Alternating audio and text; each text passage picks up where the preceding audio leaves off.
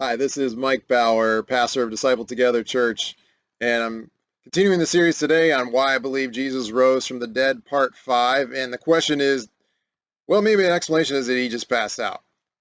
Now, if you remember earlier in the series, I talked about the four minimal facts, and the first one was that Jesus died, and this is widely accepted by scholars today. And there had been a time in the past where this idea was thrown out there. It is pretty much uh, looked down upon as not being a possibility now. But we're going to go through it and just talk about this possibility that Jesus just passed out. He just swooned on the cross. And I've gone through some other explanations already that miracles can't happen, that the story changed and the witnesses lied. And so if you want to go back to the earlier videos, you can watch that to see what I said about that. But on this question of the explanation that Jesus just passed out, first of all, he was flogged with 39 lashes.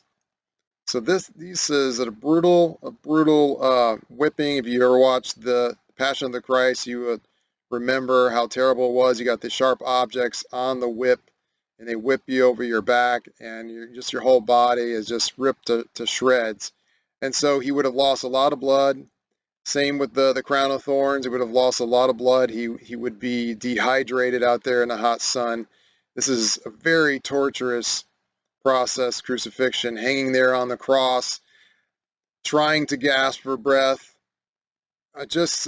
going through so much pain. It's just your whole body is going through this torture. And then the soldiers walk by. They see the other two on each side of him that have been crucified, and they break their legs so that they can no longer push up and gasp for breath. And that's the way to make sure that they're dead. Well, they come to Jesus, and they can see he's dead. They don't break his legs. What they do is they take and spear him in the side. They pierce his side, and out comes blood and water. And we know medically that blood and water coming out in this situation, that would prove that he had died. And then they wrap him in burial cloths in a cold tomb with spices and such. And so how is he going to breathe? He actually still was alive. How is he going to breathe in this cold tomb? And then he would have had to have pushed the stone away, this huge stone in front of the cave tomb that he was in, pushed the stone away, and then he had to come out, get past the guards, and declare to the disciples that he is the Savior, even though he's brutally ripped up and beaten and can barely hold himself up, and proclaim that he rose from the dead and that he's the Messiah and that they should follow him forever. So I just think the idea is pretty silly.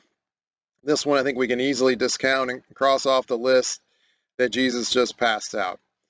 So next time we'll be talking about was there an imposter that took his place? And that's a theory that's thrown out there too as an explanation. And so I look forward to making another video and talking with you soon. Have a great day.